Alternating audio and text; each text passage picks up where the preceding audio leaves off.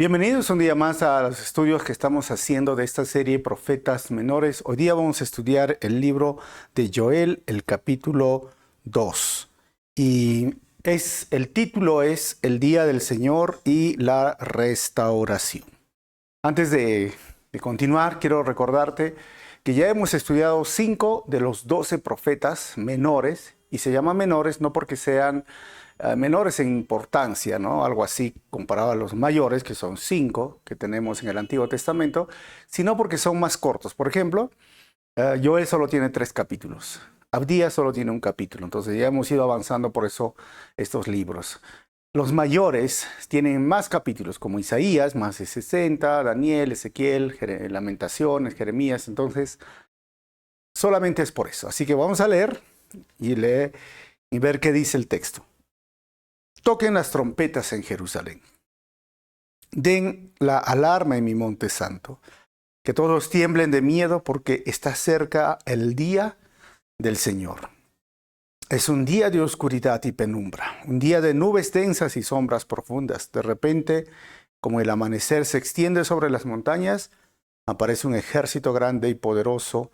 Nunca antes se había visto algo semejante, ni volverá a verse jamás. Hasta ahí vamos a leer y vamos a estudiar hoy día de qué se trata el día del Señor. Tiene relación con Apocalipsis, tiene relación con lo que estamos viviendo. Oramos y estudiamos. Señor, te quiero dar gracias por este tiempo. Gracias por tu palabra y gracias, Señor, porque podemos estudiar versículo por versículo para entender, como dice tu palabra, todo tu consejo. Y ayúdanos en esta oportunidad a entender mediante tu Santo Espíritu y usa mi vida para compartir tu palabra en esta hora. Pido esto en tu nombre, Jesús. Amén. Así que bienvenidos las personas que se conectan. Es una alegría poder continuar de forma expositiva, versículo por versículo. Y recuerda que usamos el método inductivo: observar, interpretar y aplicar. Entonces este capítulo 2 habla en esta serie los profetas menores, habla sobre el día del Señor y la restauración. Recordemos que quien escribió el libro simplemente es Joel. Esto es algo básico. Ahora, ¿en qué fecha aproximadamente fue escrito? El año 830-750 antes de Cristo. Por eso es el segundo libro acerca del reino del sur. Vamos a hacer, entonces, ya hice una introducción más amplia en el video anterior, pero ahora vamos a ver el panorama general del libro. Lo podemos dividir en 3 partes. La plaga de las langostas, capítulo 1, versículo 1, hasta el capítulo 2, versículo 11, que vamos a estudiar hoy. La segunda parte es el llamado al arrepentimiento, capítulo 2, versículo 13, hasta el 12 al 17. Y la última parte va a ser del 2:18 al 27, que hoy vamos a estudiar. Y capítulo 2, 27 hasta el capítulo 3, versículo 21 sería la tercera parte, el futuro de Judá. ¿Qué hemos visto en la primera parte? La plaga pesada, la invasión futura, el histórico día del Señor que vamos a ver hoy y el eminente día del Señor. ¿Qué más? En capítulo 2, 12, 17 regresan al Señor su Dios. Es un llamado al arrepentimiento y Dios va a mostrar su carácter. Vamos a ver el carácter de Dios a pesar de que juzga, pero juzga con mucha compasión. En la tercera parte la podemos dividir en 2 partes, ¿no? La primera, del 2:18 al 27, que es una de las promesas más grandes de esperanza de todo el Antiguo Testamento, y lo vamos a ver hoy. Y la última parte vamos a ver el futuro de Judá en cuanto al Espíritu de Dios, que tiene relación con Hechos capítulo 2, en cuanto al juicio de Dios, en cuanto al reino de Dios y sobre todo el día del Señor final. El énfasis en la primera parte, en la plaga de langostas, es la desolación. El énfasis en el llamado al arrepentimiento es la exhortación. Y el énfasis en el futuro de Judá, la tercera parte, es la consumación. ¿Qué emoción encontramos en todo este libro? Lamento ahora en el capítulo 1, pero va a una alegría después. El tema general es arrepiéntanse porque el día del Señor está cerca. Versículo clave, Joel capítulo 2, versículo 12 al 17. ¿Cómo vemos a Cristo en Joel? En Joel capítulo 2, versículo 28, se predice la venida del Espíritu Santo, quien aplica la redención de Cristo. Jesucristo es aquel que juzga naciones, pero también es el que restaura a su pueblo. Entonces, esto es para poder entender el panorama general del libro. O sea, son 3 capítulos, lo hemos dividido en 3 partes. Y Joel, como es un libro profético, les expliqué en la introducción pasada que es un libro de profecía predictiva, pero de cumplimiento múltiple. Y también está la profecía predictiva condicional. Hay una que es incondicional en el sentido, hagas lo que hagas, no importa, por ejemplo, el nacimiento de Jesús. Va a nacer en Belén, no importa el factor humano, pero va y tuvo que nacer en Belén en el tiempo correcto. ¿Ok? Si no importa si José no estaba en Belén, hubo un censo, regresaron a José con María y justo en ese momento nació. Todo ya estaba profetizado. Pero hay una profecía predictiva condicional. ¿Y eso qué significa? Es que si tú te arrepientes ahora y en el futuro yo voy a hacer esto, condicionado a qué? Al arrepentimiento, condicionado a la restauración. Y eso es lo que vamos a ver el día de hoy. Así que el bosquejo de este capítulo es del 1 hasta el 11, el ejército de langostas. Y desde el 12 al 32, el llamado al arrepentimiento. Joel profetiza al reino del sur, Judá, cuya capital es Jerusalén. Así que voy leyendo a medida los títulos de cada subdivisión del párrafo. Por ejemplo, del 1 al 5, el ejército de langostas invaden Jerusalén. Toquen las trompetas en Jerusalén, den la alarma en mi monte santo, que todos tiemblen de miedo porque está cerca el día del Señor. Esta alarma, esta trompeta, era el shofar, que es un cuerno que usan los judíos de carnero o algunos de un macho cabrío, y el shofar no se usaba en conjunto con otros instrumentos musicales. ¿En qué casos lo usaban? Por ejemplo, en eventos cúlticos, religiosos, es decir, en el movimiento del arca, B, en los días festivos, C, en eventos del fin del tiempo, como ahora lo estamos viendo. El shofar hasta el día de hoy lo puedes conseguir en internet inclusive, ¿no? Y en Israel lo venden por $200. Pero había otra trompeta que usaban para eventos militares. ¿Y en qué ocasiones se sonaba esta trompeta, que era diferente al shofar? En el acercamiento de un invasor, en el llamamiento a las tropas y al terminar un ataque. Esta trompeta es diferente al shofar, es una trompeta larga, que hasta el día de hoy también existe y los sacerdotes o levitas lo usan, ¿no?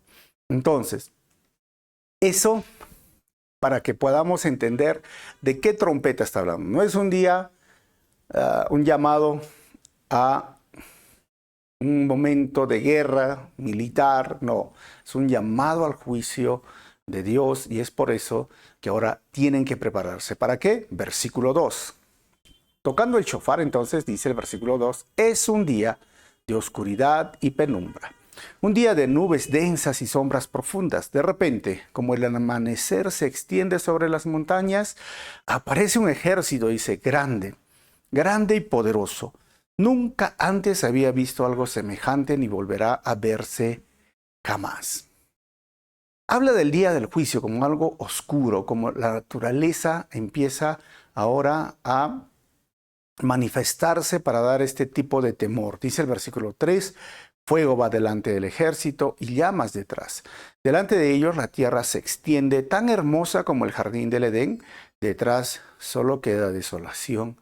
Nada escapa. O sea, de lo que era verde va a quedar desolada porque este juicio de langostas que hemos estudiado en el capítulo 1 ahora sigue sucediendo y lo va describiendo. Todo va a quedar solo para ser quemado. Desierto, solamente ramas para ser incendiadas o quemadas. Y el versículo 4 dice, parecen caballos.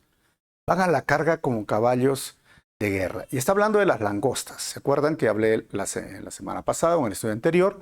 Y dice el versículo 5, mírenlos saltar a lo largo de las cumbres.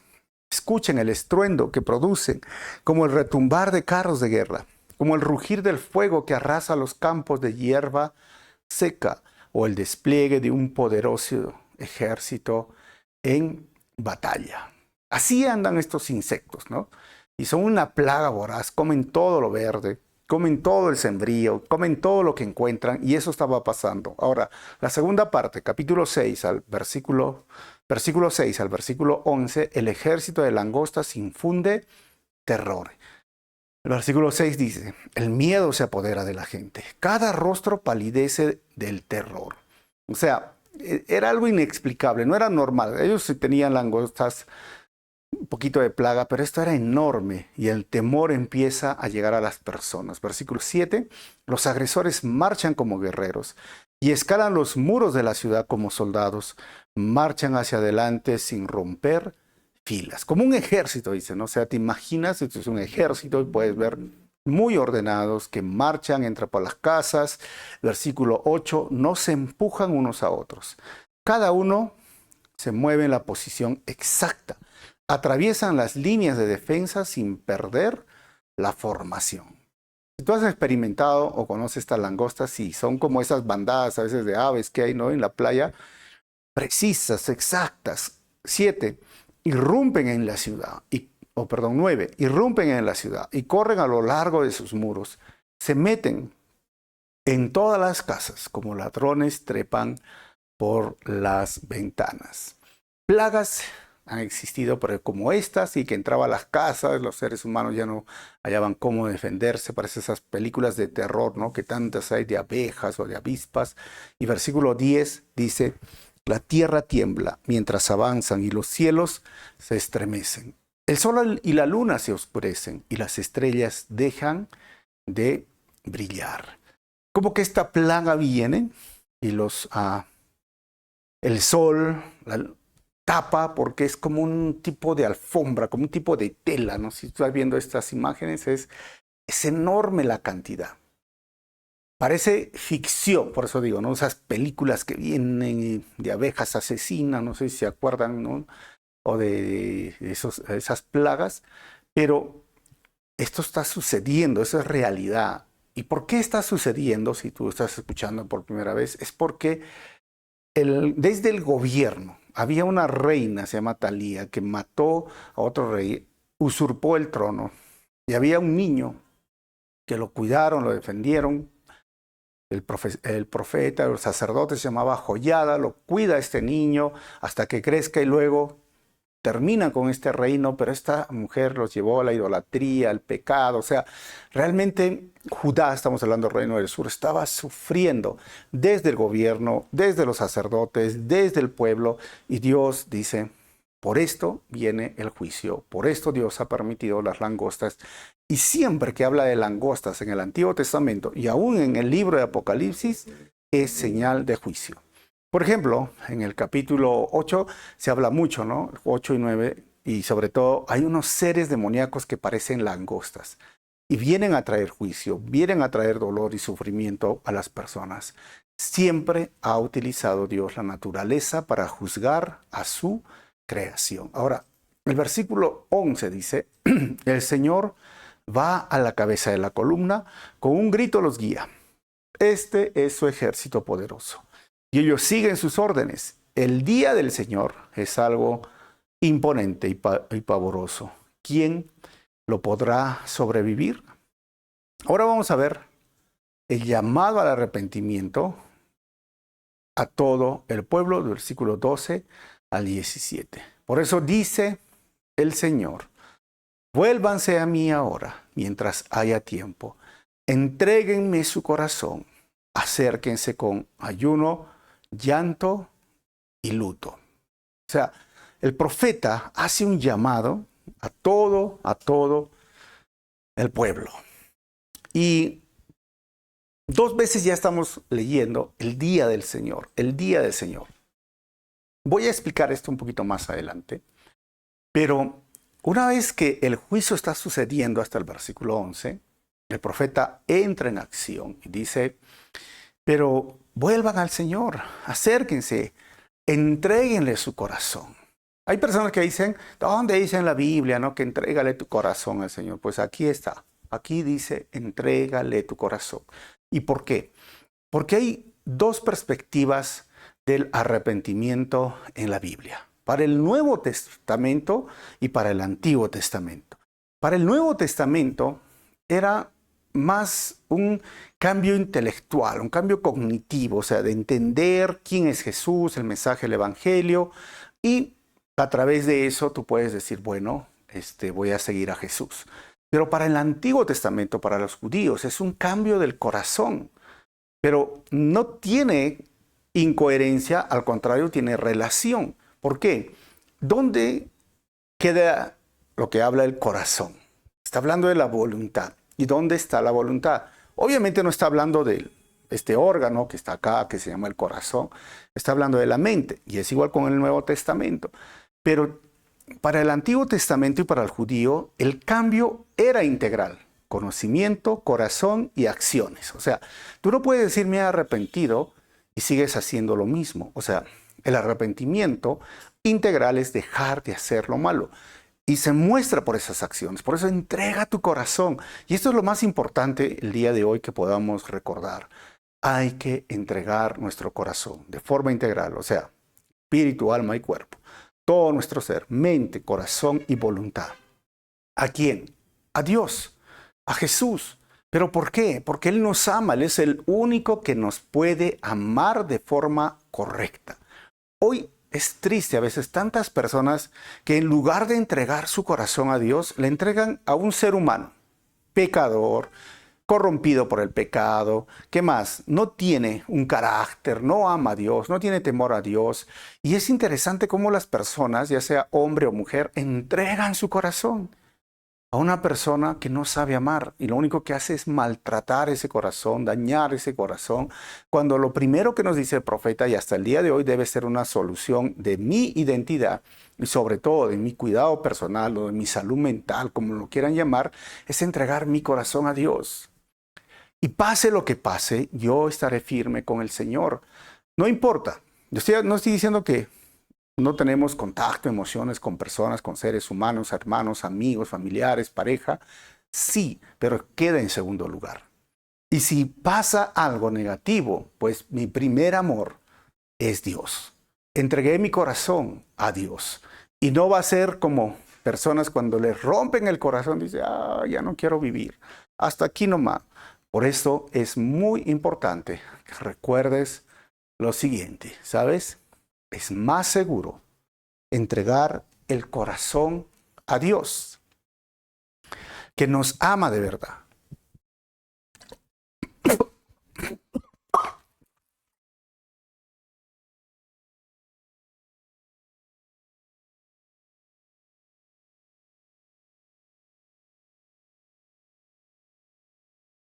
Es más seguro entregar el corazón a Dios.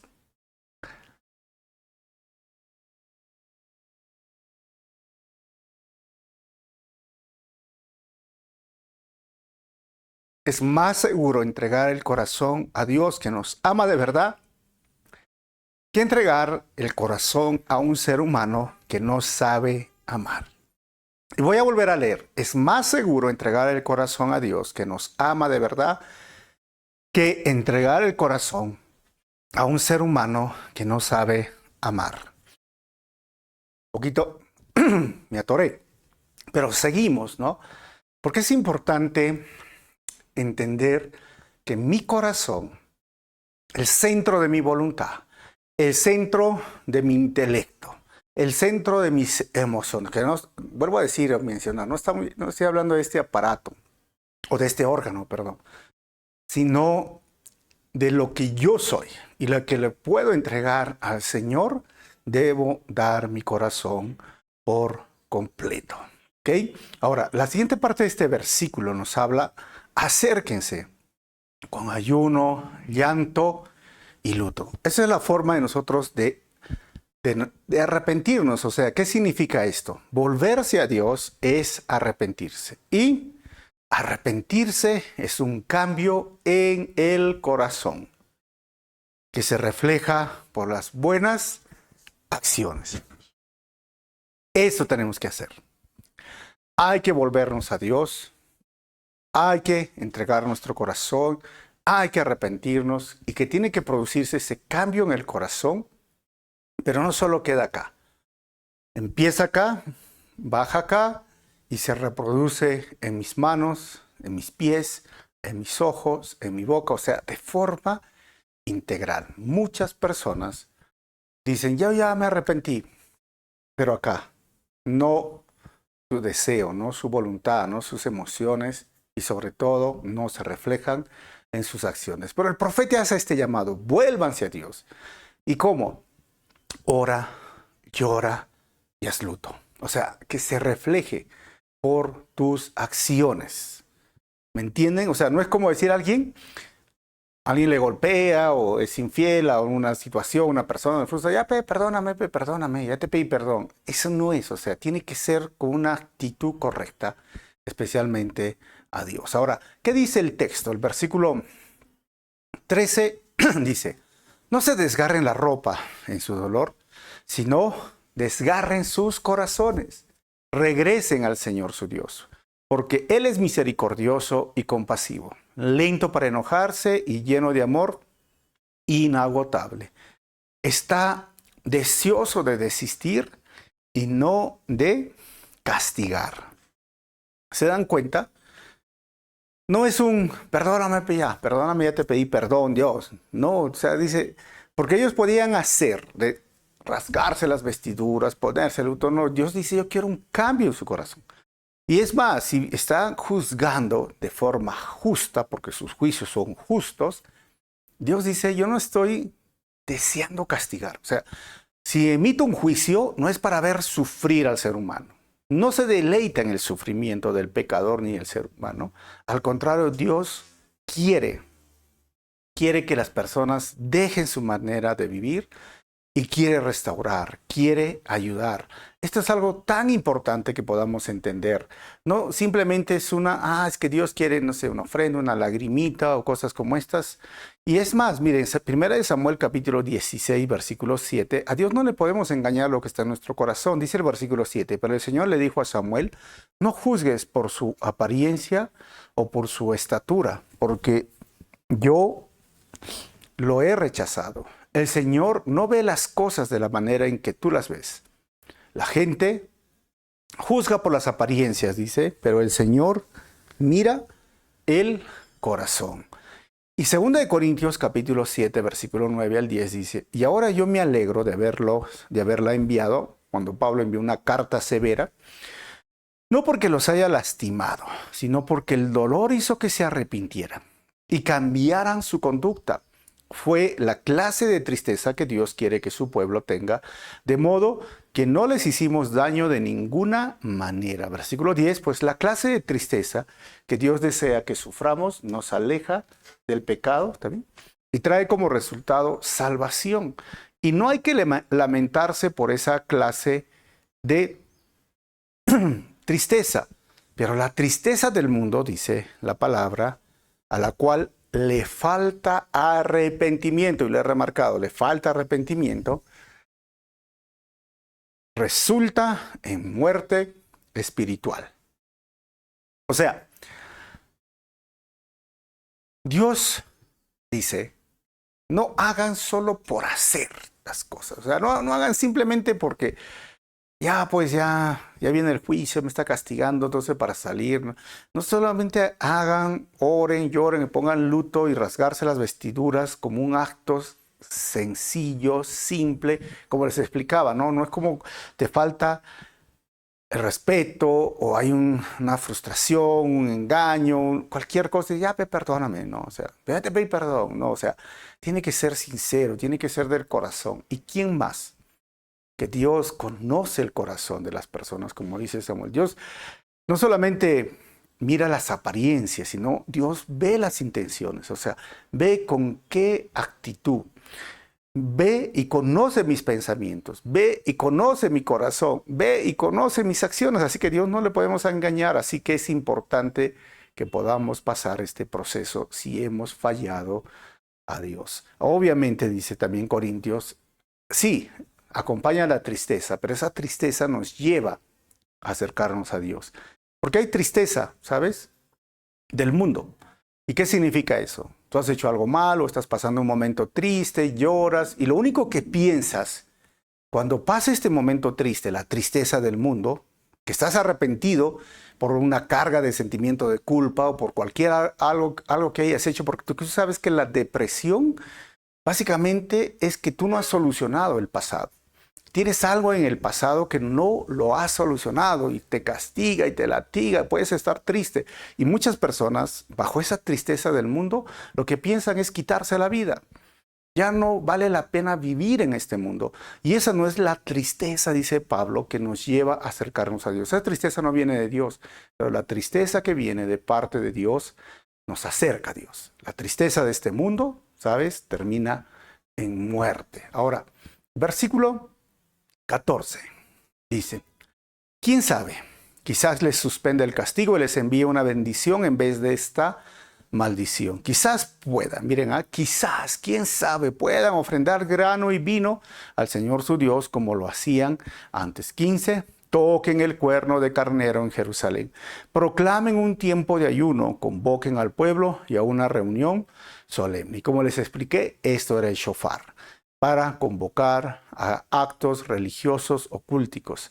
Y este cuerno de carnero, en el Antiguo Testamento las trompetas, les vuelvo a mencionar, ¿no?, se usaban para anunciar la guerra, pero ahora para mover el campamento, para anunciar las fiestas y para traer juicio, y ahora es eso, ¿no?, juicio y arrepentimiento. Versículo 16, reúnan a toda la gente, ancianos, niños y aún los bebés, llamen al novio de su habitación y a la novia de su cuarto de espera. 17, que los sacerdotes, quienes sirven en la presencia del Señor, se levanten y lloren entre la entrada del templo y el altar. Que oren, perdona a tu pueblo, Señor.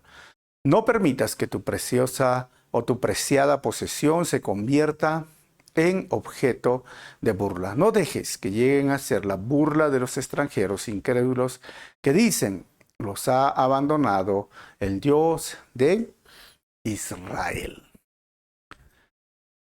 Al tocar ese shofar, ese cuerno, convocar a la asamblea, y era tan urgente porque cuando dice el versículo anterior al novio, a la novia, era un acto irrespetuoso, sacar al novio, a la novia de la habitación, obviamente después de estar casados, la luna de miel.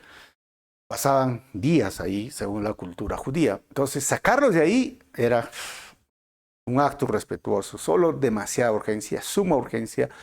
Pero el profeta dice, sáquenlo, porque es un momento definitivo, es un momento de vida o muerte. Y aún los sacerdotes tienen que suplicar a Dios, Dios, ten misericordia, tienen que llorar. Recuerda muy bien, hermanos, orar, llorar y pedir perdón a Dios por sus pecados son señales de un verdadero arrepentimiento. Esto tienes que recordar. Orar, llorar y pedir perdón. ¿Pero perdón a quién? A Dios. Lo primero que a veces olvidamos o deberíamos de tenerlo presente es cuando las personas pecan, decepcionan a una persona, engañan o hay cualquier acto en contra de una persona, a veces no entienden que han pecado contra Dios. No entienden que han ofendido la santidad de Dios. Han hecho un acto totalmente terrible, primeramente ante Dios y luego a su prójimo. Por eso el hijo pródigo, ¿recuerdan? Dijo, he pecado contra el cielo y contra mi Padre. O sea, he pecado contra Dios.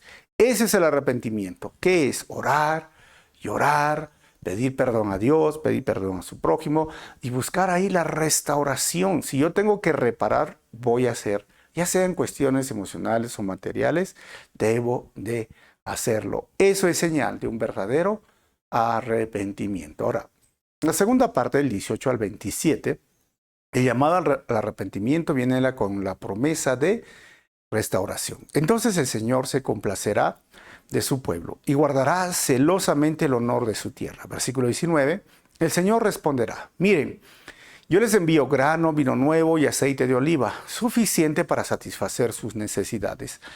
Ya no serán objeto de burla entre las naciones vecinas. 20.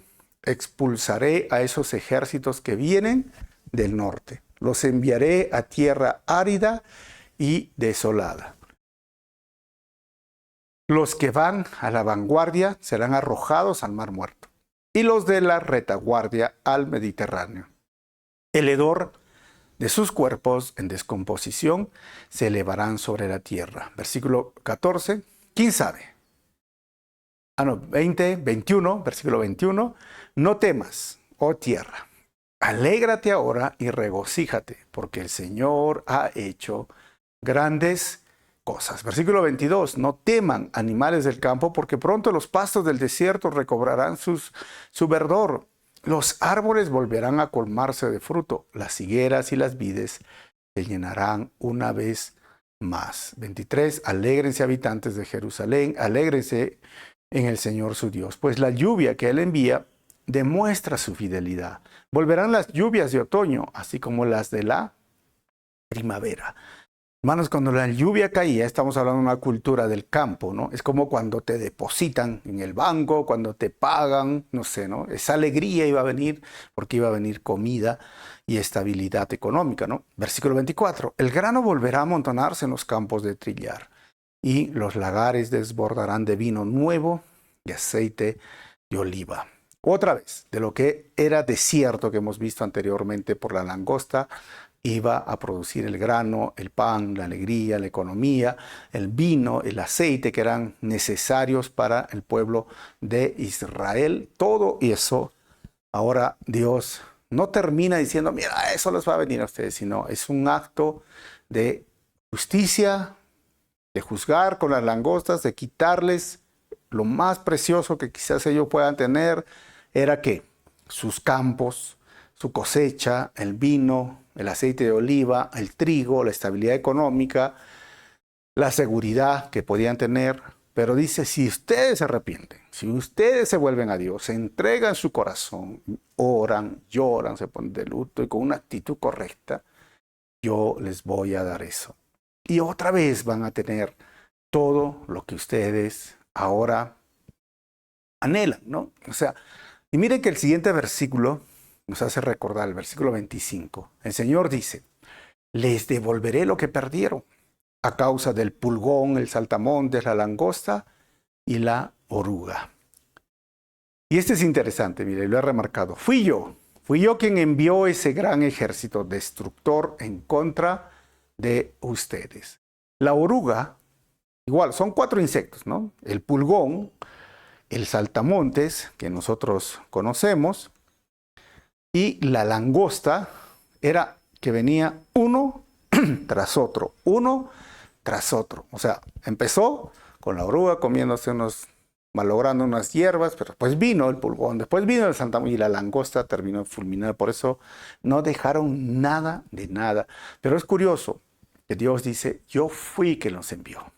Y esto tiene que ver con Deuteronomio 28 y 29, donde la promesa del pacto o las condiciones del pacto eran las siguientes.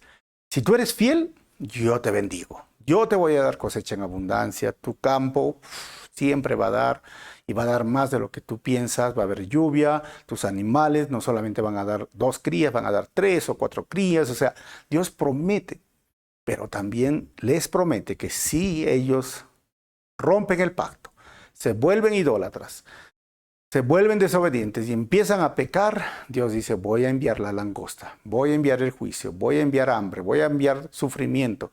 Y eso es lo que experimentaban. Y él mismo dice, fui yo quien envió esa prueba, esa crisis, ese hambre. Y creo que Dios muchas veces permite en nuestra vida que sucedan estas cosas, ¿no? Muchas veces, ¿no? Algunos dicen, pero yo pensé que todo lo bueno viene de Dios y lo malo viene del diablo. Es que tú no entiendes y no has leído todo, la Biblia, el Antiguo Testamento y el Nuevo Testamento. Cuando Dios permite estas cosas, muchas veces es para llamar nuestra atención porque a veces estamos desviándonos del propósito divino, desviando o simplemente quiere probar. Si es que es algo que yo no he provocado, es una prueba de nuestra fe, de nuestra convicción. Si a pesar de las dificultades, la crisis, el sufrimiento, el hambre, sigo siendo fiel a Dios. Porque muchas personas, cuando viene la crisis, el hambre, el sufrimiento, el dolor, ya no quieren saber nada de Dios. Dicen, Dios no me cuida. No, pero es parte del proceso.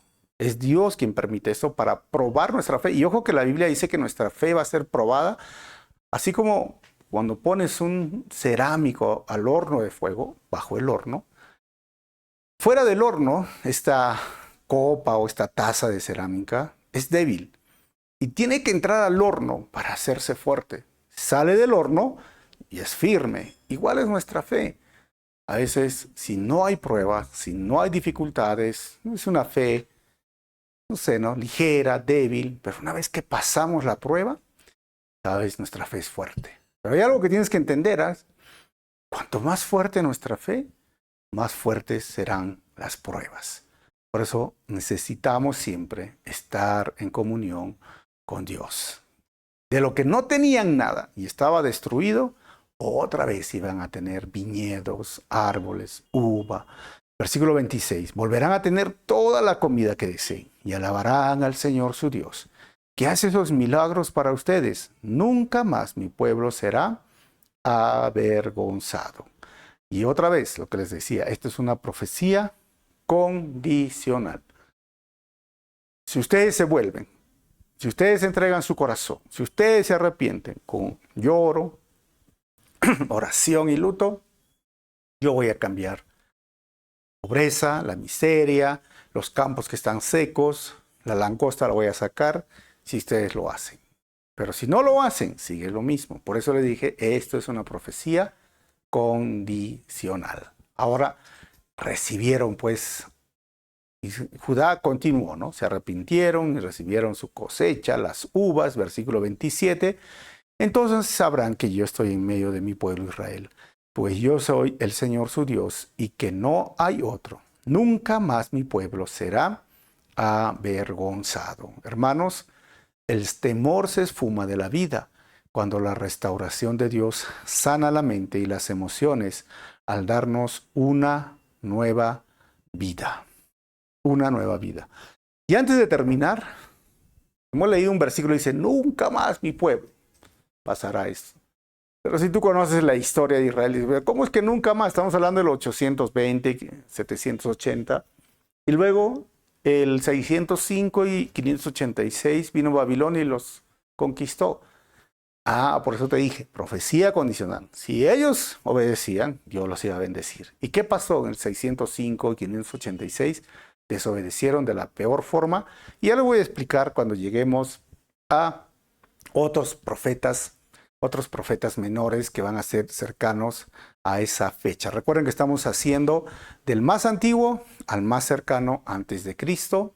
Y sí, por eso se llama profecía condicional, ¿no? Ahora vamos a terminar del versículo 28 al 32, el llamado al arrepentimiento y la promesa del Espíritu. Entonces, después de hacer todas estas cosas, derramaré mi espíritu sobre toda la gente. Sus hijos e hijas profetizarán, sus ancianos tendrán sueños y sus jóvenes tendrán visiones.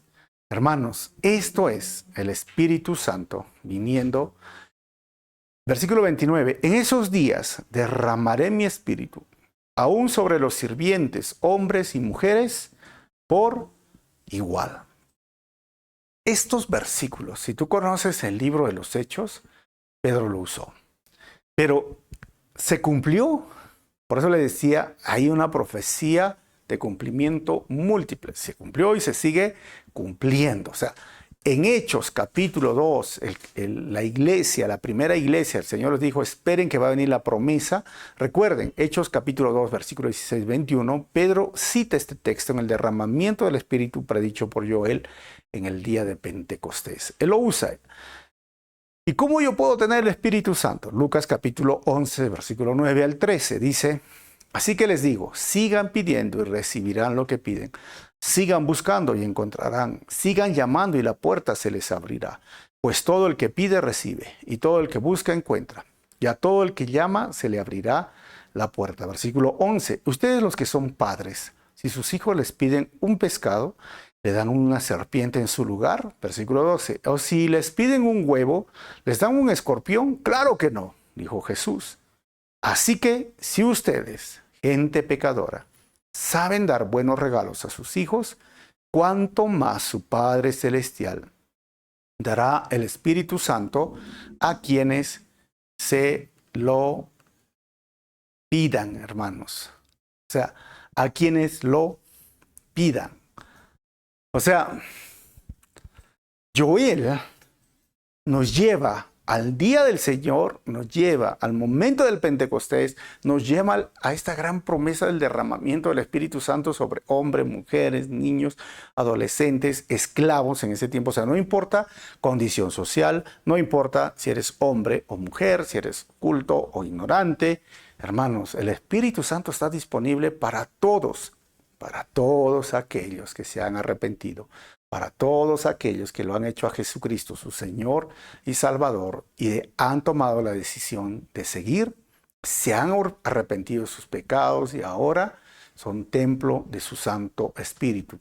Y si tú no has experimentado esto, se llama el epi, el Espíritu Santo va a llenar o va a bautizar, Hechos capítulo 1, versículo 6, yo te animo que lo hagas. Pero ¿cómo se hace? Ya te he dicho, Jesús dijo, solo pide.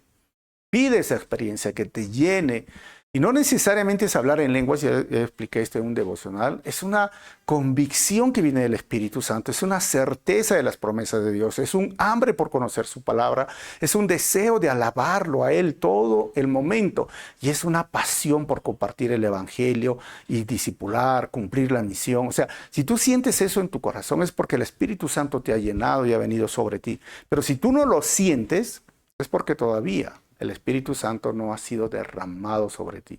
Simplemente has conocido de Dios, te parece bien, bonito, pero cuando venga el Espíritu Santo, dijo el Señor en Hechos 1:8, sobre, y esa es la preposición griega, epi, te va a llenar. De tu interior van a correr ríos de agua viva y vas a querer acercarte cada vez más al Señor, vas a querer cumplir su voluntad, vas a querer servirlo, como te dije. O sea, eso es sencillo. Solo pídelo. O sea, recuerda, el derramamiento del Espíritu Santo está disponible para todo hijo de Dios que desea ser investido por su poder. Versículo 30. Y Diego dice, mire, y haré maravillas en los cielos y en la tierra, sangre y fuego y columnas de humo. Y esto tiene que ver, hermanos, obviamente con el día del Señor, en la gran tribulación, con el toque de las trompetas que cae sobre este mundo. Sangre, humo. Hermanos, es como Juan dice, yo vi el cielo que se enrollaba como un pergamino. Esto va a caer, estos asteroides, desde el cielo, y la tierra va a sufrir, va a haber una gran hambruna, pero la iglesia ya no estará en ese tiempo. Versículo 31, el sol se oscurecerá y la luna se pondrá roja como la sangre antes de que llegue el grande y terrible día del Señor. Nosotros y la iglesia no ha sido puesta para ese día grande y terrible como el sol, eclipses, la luna de color de sangre. Jesús mismo lo habló y va a suceder más adelante. 32. Pero todo el que invoque el nombre del Señor, dice, será salvo. Pues algunos que están en el monte Sión en Jerusalén escaparán, tal como el Señor lo ha dicho. Estos se contarán entre los sobrevivientes y a quienes el Señor los ha llamado. Estamos llegando al final de nuestro estudio. Y es interesante, ¿no? Todo aquel que invoque el nombre del Señor será salvo. Pablo lo usó en Romanos. Y hay personas que dicen, no, ¿sabes? Tú no puedes resistir la gracia irresistible, ¿no? O sea, Dios, si tú dices que... Y tienes que hacer esto. Pero mira, acá es simplemente invocar el nombre del Señor. O sea, eres tú que tienes que invocar. Aún en el tiempo de crisis, de dolor, de circunstancias, te lo pone a ti. Si tú invocas, eres salvo. No es que Dios te obliga a invocar. No, tú invocas. Por eso la salvación tiene que ver, obviamente, con Dios, el autor y consumador de nuestra fe, pero nosotros, los seres humanos, tenemos que responder invocando. Pablo dice, mira, sabes que con la boca se confiesa, pero con el corazón se cree. Esto lo dice en Romanos, en el capítulo 10. Pero esto es muy importante. Invocar al Señor y seré salvo. Esto es por eso importante estudiar versículo por versículo. Así que en medio de dolor y el sufrimiento por el juicio de Dios, aún se puede invocar el nombre de Dios y encontrar salvación.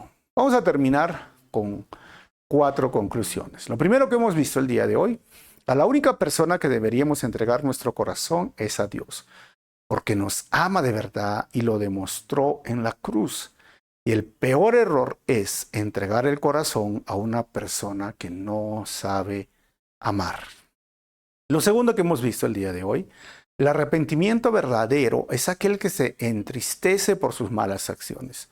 Ora, llora, se vuelve a Dios y deja de hacer lo malo. Número 3, lo que hemos visto el día de hoy, Dios cuando juzga, lo hace conforme a su justicia divina y no se goza en castigar. Se goza en restaurar y espera que el ser humano se vuelva a Él. Número 4. Todo aquel que invocar el nombre del Señor será salvo. Todo hijo de Dios que desee ser lleno del Espíritu Santo solo tiene que pedirlo. Y lo he puesto esta última conclusión así. O sea, tú invocas y eres salvo. Tú pides y eres lleno del Espíritu Santo. Por eso la salvación, Dios la inicia y debo de responder a esa revelación. No eres lleno todavía del Espíritu Santo porque no oramos y le pides al Señor o invocas tu nombre. Padre, te damos gracias en esta hora. Que cada persona que esté escuchando esta enseñanza sea lleno de tu Santo Espíritu. Que puedan tener este deseo de invocar, de solamente pedir, como tú mismo lo dijiste, si ya son hijos tuyos y no tienen todavía el sobre, el epi, esta llenura, este bautismo, como quieran llamarlo, el bautismo del Espíritu Santo. Mi oración es para que lo puedan tener, porque ya vino, ya se cumplió en Hechos 2 y se sigue cumpliendo el día de hoy. Ayúdanos, Señor, cada día a acercarnos más a ti y, sobre todo, a disfrutar de la salvación, de tu presencia, de tu llenura que nos has dado sin merecerlo. Pero tú has querido hacerlo de esta forma y estamos felices de ser instrumentos en tus manos. Muchísimas gracias por todo. En tu nombre oramos así, amado Jesús. Amén. Hermano, hermana, si el mensaje ha sido de bendición, no te olvides compartir por tus redes sociales. Y yo te pregunto, ¿qué piensas de esa? ¿Era justo esa plaga de las langostas? Y lo segundo, el día del Señor. ¿Qué opinión puedes tener tú del día del Señor que viene pronto? Así que nos vemos en el capítulo 3.